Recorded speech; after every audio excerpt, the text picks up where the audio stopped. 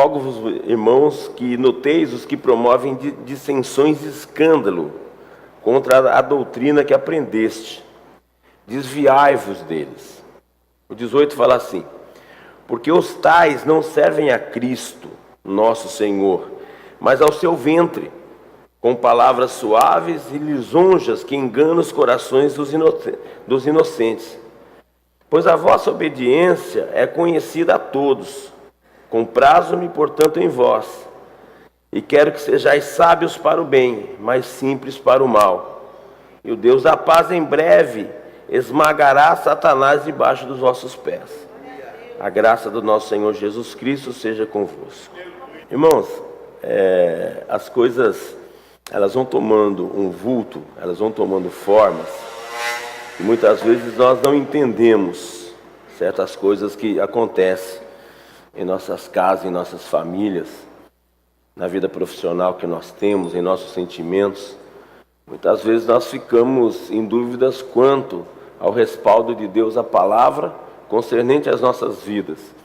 E nesta manhã eu quero falar um pouco sobre essas situações de nós vermos falsos mestres pregando a palavra de Deus, mas eu queria entrar um pouquinho mais nessa profundidade, e apenas que nós não percebêssemos, como Paulo ensina: rogo-vos, irmãos, que noteis os que promovem dissensões e escândalos contra a doutrina que aprendestes, para nós nos desviarmos dessas palavras, dessas pessoas.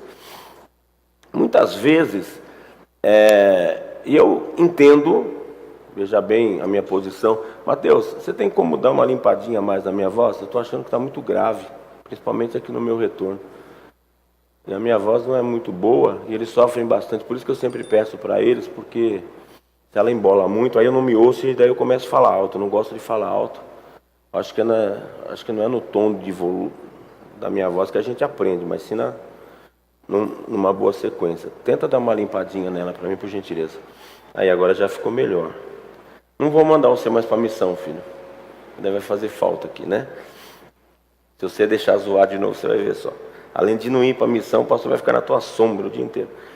E muitas vezes, nós somos muito críticos às circunstâncias que nós vemos acontecer. Por exemplo, essa semana eu estava pensando, não sei se foi na ceia de manhã ou foi na ceia da noite, que eu li com vocês uma palavra de 1 Coríntios 11, versículo 15, que fala que o cabelo foi dado no lugar do véu. E muitas vezes as pessoas não leem a Bíblia inteira, né? As pessoas se pegam em alguns lugares e tem muita gente, aliás, tem um segmento religioso que usa véu. Eles estão errados? Não sei, isso é um problema deles, né? A Bíblia fala que o cabelo foi dado no lugar de. E ter o cabelo comprido, por exemplo, Márcio, fica de pé. Ó, essa coisa linda não tem cabelo, né? Ô Wilson, fica em pé um pouquinho. Mediante ao Márcio, o Wilson já está de cabelo comprido, né? Petit, fica em pé aí, olha lá. Já está de cabelo comprido, apesar de bem escurinho o cabelo, né? Está comprido. Pode sentar. Então, a partir do momento que o cabelo sai do couro, já tem cabelo. O que vai distinguir se é comprido ou se é curto? É a boa vontade da pessoa querer deixar o cabelo que ela quer. A Miriam sempre teve cabelo curto. Pronto. Mas ela tem cabelo. E bastante cabelo, né? Tem gente que gosta de corte Chanel, outros deixam até o ombro, pessoas deixam até a cintura. Então, vai do gosto de cada pessoa. Vocês entendem, então, como as pessoas não sabem lidar com o livre-arbítrio que Deus deu para elas? E muitas vezes parece que precisam de um cabresto, né? Que nem se põe em animal para conduzir o animal. Por exemplo, um cavalo, você não consegue montar em um cavalo, por mais manso que seja, ele precisa de ter a rédea na boca, ou o cabresto na boca com a rédea, para você conduzir, inclusive quem sabe andar bem de cavalo, que não é o meu caso, sabe conduzir o cavalo até na velocidade, no trote que ele dá, entendeu? Então, Deus está querendo que nós sejamos livres. Por exemplo, tem um texto lá no Evangelho de Marcos, um tempo atrás desse eu li. Jesus falou assim: não vá de casa em casa perturbar ninguém. E tem pessoas que todo sábado de manhã estão na casa das pessoas, batendo na porta. Aí tem pessoas que falam que no sábado ele não faz nada, porque o sábado é para descansar. No Novo Testamento, que é o que nós vivemos, que o Velho Testamento é a sombra do Novo. O Velho Testamento é Jesus Cristo implícito em todas as situações. Se você olhar com um olhar espiritual, você vê Jesus Cristo em todas as situações. No Novo Testamento, esse Jesus se manifestou. E diz ele que ele é o Senhor do sábado, porque o nosso descanso não é mais na terra. Nosso descanso é espiritual, mas as pessoas continuam guardando o sábado. E muitas outras coisas, pessoas que batizam mortos, pessoas que... Nossa, um monte de coisa. Tudo isso são coisas que não fazem referência à palavra de Deus. Porque há textos todos na Bíblia que desfazem essas obras humanas. E a Bíblia nos manda nos afastar dessas pessoas, porque essas pessoas só promovem confusões. Você não tem que discutir isso com ninguém. Se a palavra, ela está escrita, e é uma pessoa que se diz ter entendimento, que na verdade está cegada por Satanás, e não consegue distinguir a palavra, a Bíblia manda desviar dessas pessoas. Por quê? O nosso tempo não é para discutir religião. Nosso tempo é para pregar o Evangelho. O Senhor nos constituiu para levar o Evangelho, boas novas de paz para as pessoas. Mas o que eu quero entrar hoje é se nós não estamos sendo essas pessoas que têm promovido o escândalo. Porque nós estamos ficando, queridos, muito cegados pelas coisas naturais da terra. E Paulo fala assim: porque tais não servem a Cristo nosso Senhor, mas apenas o seu ventre. Algumas versões aí de vocês, não sei se alguém aqui tem essa versão, que fala, a pessoa fica olhando para o seu próprio umbigo. São pessoas que não levantam a cabeça para ver o horizonte, nem olhar para o céu para ver Cristo. A pessoa só se importa com os seus problemas. Com palavras lisonjas e suaves, elas querem enganar as pessoas. Eu queria conversar um pouquinho sobre isso, porque muitas vezes nós não estamos fazendo o que a Bíblia quer que façamos. Muitas vezes a nossa família está entrando em colapso, e depois a gente fica orando para Deus e perguntando de Deus uma resposta, o porquê que as coisas não estão dando tão certo e não estão sendo tão boas, sendo que nós supostamente estamos vindo à igreja, sendo que nós supostamente estamos fazendo alguma coisa. E quero trazer um link da mensagem de domingo passado, que não deu para me conversar sobre todas essas coisas, mas muitas vezes a oferta que nós estamos dando diante de Deus da nossa casa é apenas uma oferta de Caim. É uma oferta de estar de corpo presente, mas não de coração ativo quanto à palavra de Deus. Quantas vezes que os nossos filhos, eles estão sendo ensinados, mas não estão tendo testemunho dentro de casa. Quantas vezes que nós estamos querendo pregar o Evangelho na empresa que nós trabalhamos, ou na faculdade que nós estudamos, ou no colégio que nós estamos estudando, mas nós não estamos sendo testemunhos. Porque muitas vezes nós estamos olhando só para nós. Isso é uma coisa tão terrível, porque é uma das maiores afrontas para Deus e para o Evangelho do Senhor Jesus Cristo, quando nós paramos de preocupar com os outros. Quando nós estamos olhando apenas olhando e tão somente para os nossos problemas. E você pode perceber que de uma forma, e mais uma vez eu falo para você, não é uma palavra pessoal, mas é uma palavra para nós nos alertarmos, porque essa comunidade não está preocupada em conduzir a tua vida. Você pode ver que eu não tenho regras para quem quer vir, que roupa que vai vir. Se vir, irmãos, isso, desculpa a franqueza, nada disso é problema meu. O problema meu é ensinar o Evangelho. Para mim, o que Deus deu no meu ministério é te ensinar como proceder quanto à palavra de Deus. As coisas da tua casa é você que decide. Eu já tive pessoas aqui que veio reclamar comigo, que onde já se viu, tem pessoas que vêm com roupa indecente. Eu falei para a pessoa, desculpa, mas quem vem para uma igreja para olhar para Cristo, não fica olhando para frente, olha só para Cristo. A gente não vem aqui para ver desfile de moda, a gente vem aqui adorar a Deus. E adorar a Deus é estar descompactado dessas coisas naturais da terra. Quem tem que tomar conta da família é o chefe da família. Quem tem que tomar conta da família são as pessoas da família, não é o pastor. O pastor tem a sua própria família. Eu tomo conta hoje da minha mulher e da minha filha. Essa é a minha família, é com elas que eu me preocupo, é elas que eu falo, olha, essa roupa eu não gostei, não use. Assim como a Miriam também falou, isso eu não gostei, não, e eu não uso. Quando ela manda, já está mandado e não volta atrás, porque depois quem apanha é a gente, que é homem, né? Que até hoje não fizeram uma delegacia de homem, nós estamos sendo oprimidos, né? Está aqui a bandeira, né? Porque você percebeu que quando eu começar a me preocupar com a tua vida particular e não ensinar as coisas espirituais, eu vou estar deixando de ver o Evangelho, eu vou estar olhando apenas para o meu ventre. E isso hoje tem causado muita situação difícil no meio da casa, muita situação difícil no meio da família, porque muitas vezes nós estamos muito atentos a cuidar de coisas de outrem e não cuidar das nossas próprias coisas. A Bíblia, ela enfatiza muito bem como que uma família tem que ser conduzida. Que Deus deu autoridade para o marido, e o marido é a autoridade da casa. Se o marido não tem usado essa autoridade, é um problema particular dele quanto à palavra de Deus, e Deus não vai dar respaldo. E o marido tomar conta da casa não quer dizer que tem que ser uma coisa de militarismo, uma coisa de mandar, de ofender, de bater, não é. Porque quando se casa, e aliás, ontem à tarde eu fui fazer um casamento, e ainda falei para ele sobre isso. Falei, meu filho, hoje você assume uma responsabilidade e você tem uma missão. E a mulher que está casando com você, apesar de você ser feio pra caramba, ela vai na tua missão. Se você for vagabundo, a missão da tua mulher vai ser vagabundagem junto com você. Nenhum dos dois trabalha. Você não trabalha, ela também não trabalha. Ela não limpa a casa, ela não cozinha, ela não cuida de filho, ela não faz nada. Porque a missão é do marido, o seu sacerdote da casa. E nos tempos que nós estamos vivendo, essa missão sacerdotal está sendo tirada, porque as pessoas parecem que estão se iludindo e caminhando apenas para a sua vida pessoal. Você casou, você assumiu uma responsabilidade. A bênção de Deus, quando está sobre as nossas vidas, é uma coisa que guarda tudo. Quando diz o Salmo 91, como que fala? Aquele que habita no...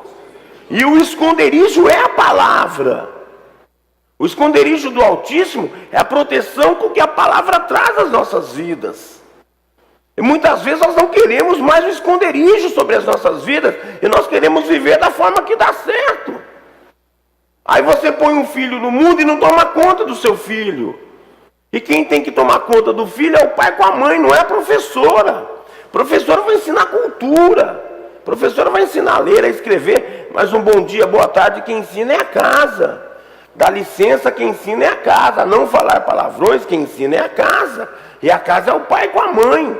E mais da responsabilidade do pai. Mas infelizmente hoje, ainda bem que aqui ninguém é assim, né? Mas tem países do mundo que o filho faz alguma coisa, o pai fala, resolve com a tua mãe.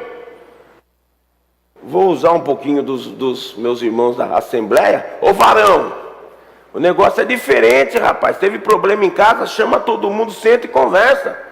A autoridade está sobre você. E a tua esposa vai ficar desautorizada quando você não usar o teu poder. Uma casa que ninguém manda, o que que vira?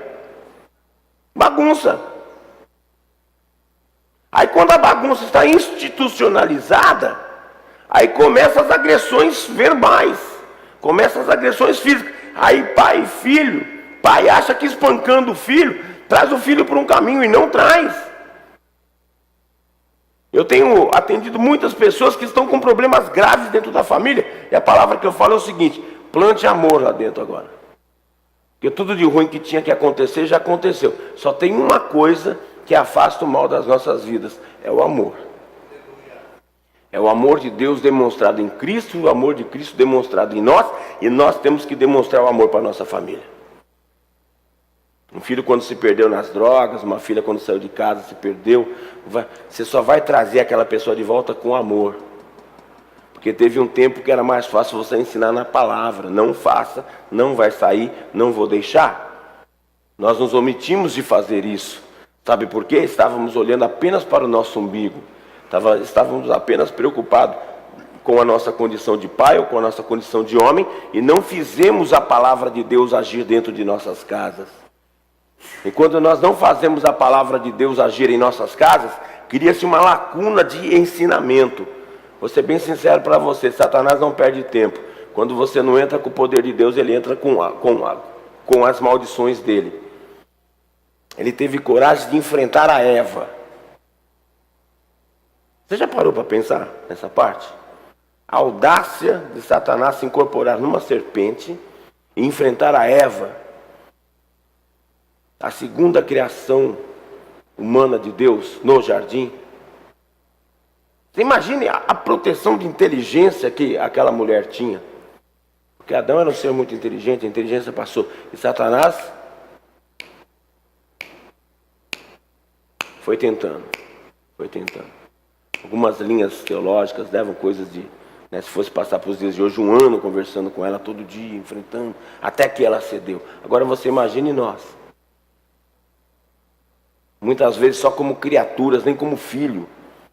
Porque você já percebeu que tem momento do dia que nós nos portamos como criatura e não como os filhos de Deus? A criatura vai ser cuidada por Deus, viu? Não se preocupe. Vai ser cuidada por Deus. Vai ser cuidada, mas não vai ter direito à herança. Então tem coisa que hoje nós não alcançamos, porque nós não queremos o poder de Deus em nossas vidas, porque nós negamos esse poder de Deus sobre as nossas vidas. E Satanás teve a coragem de ir enfrentar a Eva. Imagine a nós. E quando nós damos ouvido a ele, é quando nós paramos de prestar atenção nos contratos e nos compromissos que nós assumimos. Quando nós não prestamos atenção nisso, Satanás começa a tomar conta daquilo que está vazio. E muitas vezes nós temos permitido do Satanás andar dentro da nossa casa. Com todo o respeito à tua inteligência, eu vou te dar alguns exemplos práticos disso hoje. Quando dentro de nossa casa começa a ter muita coisa ligado à briga, à morte espiritual e à confusão, não é o Espírito Santo de Deus que está dentro da casa. Porque Satanás veio para 3 coisas. João 10, parte A fala que ele veio para... Como que é? Roubar, matar e destruir. Repita comigo. Satanás veio para roubar, matar e destruir. Agora, por alguns segundos, eu queria que você fizesse uma introspecção dentro do teu lar. Como que está a casa? Vamos fazer uma análise rápida. De domingo para cá até sábado, até ontem, que foi uma semana. Hoje, irmãos, o tempo eu tenho te ensinado. O tempo é uma coisa importantíssima na nossa vida. E há tempo para todas as coisas. A semana passada pode ter terminado como uma semana triste. Uma semana difícil. Uma semana difícil de enfrentar. Mas hoje começa um novo tempo. Então tem tempo de tristeza, mas tem tempo de alegria. E hoje pode começar o tempo de alegria em nossas vidas. Se nós pararmos de olharmos apenas para o nosso ventre, para os nossos problemas, e ampliarmos a nossa visão e cumprirmos os nossos contratos. Que uma pessoa que olha apenas para o seu ventre, ela está se desfazendo de tudo que ela fez. Ela está negando os contratos que ela fez. E contratos eu baseio em Romanos capítulo 1, acho que no versículo 25, 26, fala que quando Satanás toma conta de uma família, de uma casa, de uma pessoa, uma das coisas, a pessoa começa a quebrar os contratos. Sabe por que fala isso? Porque daí nega a palavra de Jesus, que Jesus ensinou. A tua palavra seja sim, sim, ou não, não. O que passar disso é do diabo. E você percebeu quantas vezes que nós trazemos... Irmãos, Deus não pesa a mão sobre ninguém. Essa ideologia que Deus te levou para o deserto é maligna. Quem te leva para o deserto é Satanás. Jesus já foi para o deserto para nós não irmos. Isaías capítulo 53, ele passou tudo aquilo lá para que nós não passássemos. E a nossa falta de compreensão quanto ao entendimento da palavra nos leva a circunstâncias difíceis para que Satanás venha na boca de malignos, de falsos mestres, falar que Jesus está te castigando. Irmãos, a pior coisa é cair na mão do Deus vivo. E nós só não caímos pela misericórdia dele, pelo amor de Jesus pelas nossas vidas. E Satanás muitas vezes está enraizado nas nossas casas, nas nossas vidas, e nós estamos achando que é Deus querendo te ensinar. Isso é maligno. Deus não te ensina com dor. Deus te ensina com amor, Deus te ensina com carinho. Deus te pega no colo quando você não consegue mais andar. Deus sustenta a tua mão quando você está cansado. E muitas vezes a falta de entendimento nos leva a circunstâncias difíceis. Estamos passando por um momento ímpar no nosso país. Nos últimos 20 anos nós temos se livrado desse negócio de muita dívida, muita inflação, as coisas caem. Mas a tua vida não é para ser atingida. Está sendo atingida muitas vezes porque nós estamos roubando a Deus. Porque muitas vezes nós estamos querendo guardar o dízimo e a oferta para que possamos viver mais alguns dias. Cuidado, Jesus ensinou no Evangelho de Mateus capítulo 6, as coisas que você ajuntar aqui na terra, principalmente aquelas de Deus, a traça vai corroer. E muitas vezes a casa de Deus passando necessidade e nós olhando para o nosso próprio umbigo, com medo de faltar alguma coisa. Querido, ou você crê no poder da palavra de Deus ou deixa de ser cristão. Vá ser um crente em algumas dessas igrejas. Porque crente é bem a cara do falso profeta, dos falsos mestres. Eles têm palavras, como que diz aqui?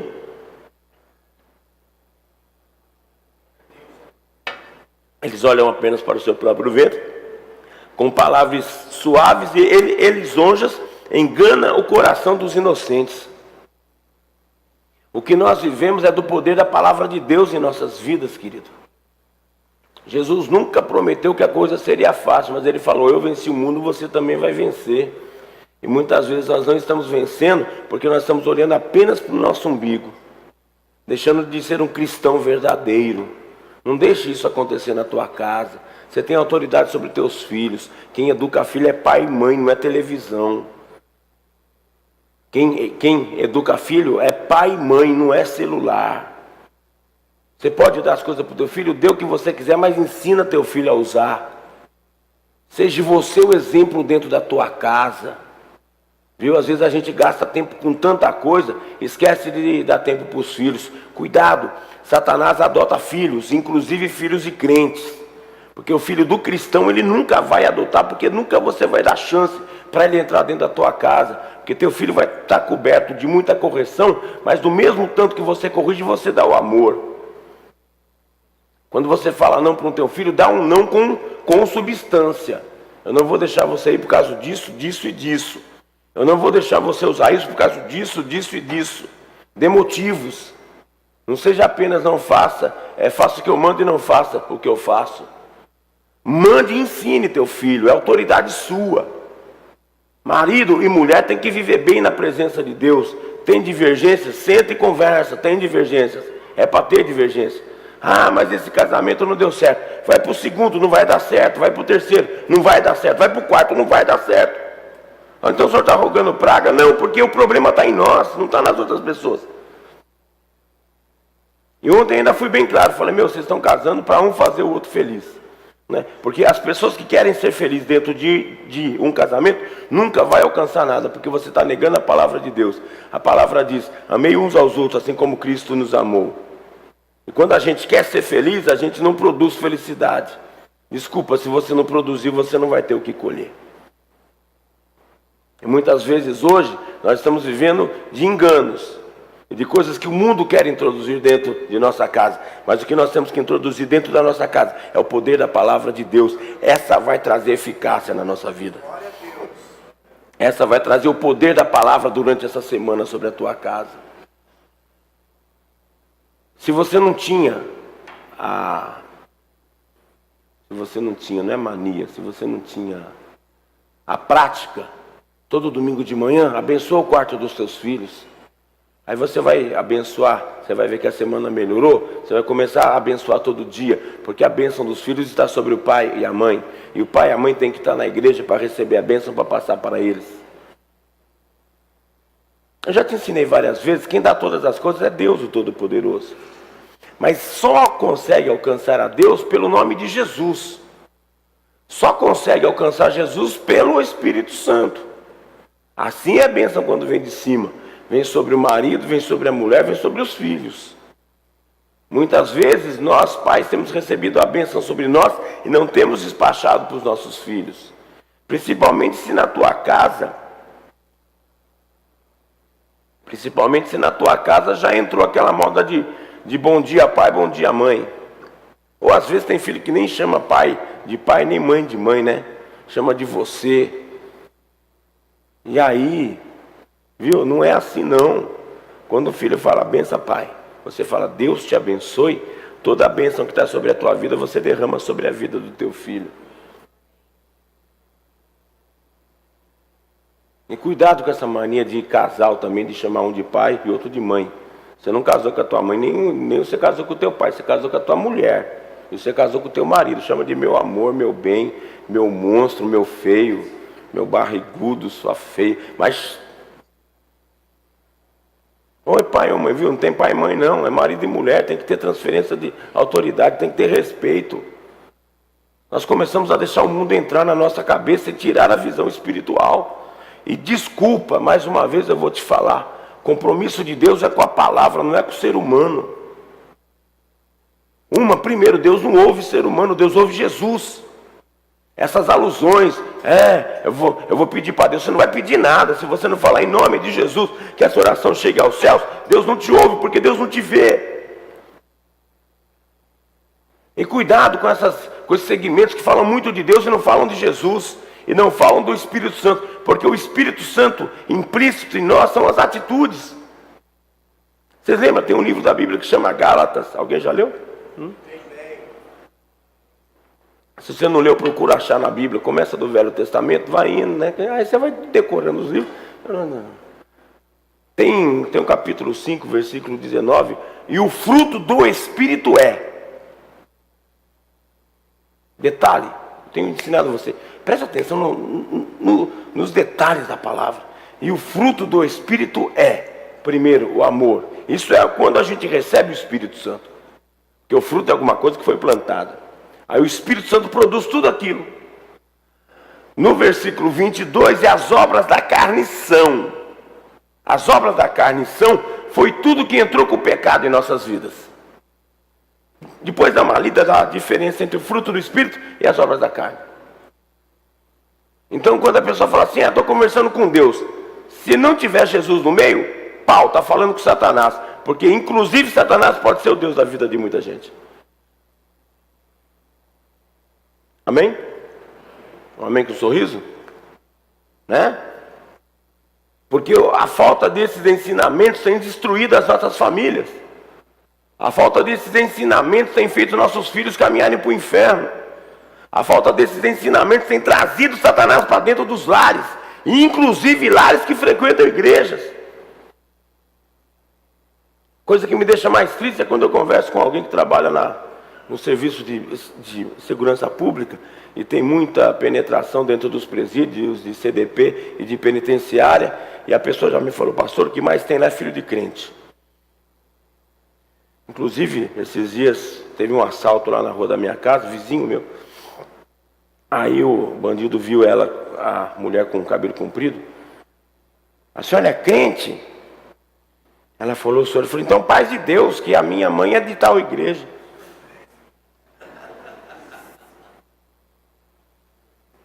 E foi o mesmo cara que assaltou 2 casas, porque no outro teve essa mesma conversa. Passaram de manhã dando um papelzinho que vinha recolher doações. À noite, essa mulher, muito cheia de boa intenção, abriu o portão. Quando um deles entrou 4. E falaram a mesma coisa. Minha mãe é da mesma igreja que você, paz de Deus. São ofertas de Caim que são trazidas para Deus e Deus não aceita. Porque Deus não quer você aqui de corpo presente, Deus quer você de mente presente. E de mente presente é praticar a palavra de Deus 24 horas por dia. Aliás, agora podemos falar 25, né? Que ontem teve 25 dias. 25 horas o dia. Também era o dia mais bonito do ano, né? O meu aniversário, 25 dias. É assim para me ficar mais alegre. Entendeu? Também já teve no começo 23 horas também que roubaram uma hora não. Mas você percebeu isso? A palavra tem que estar 24 horas. Aqui, ó. Tua sombra. Quando acontecer alguma coisa, tem que abrir uma telinha assim para você. O que diz a Bíblia a respeito disso? Faça o que a Bíblia diz. Não faça o que as pessoas querem. Porque Satanás está usando a boca de muitas pessoas para te enganar. Mas a palavra de Deus escrita nunca vai trazer engano para a tua vida. Porque ela é a luz para o nosso caminho.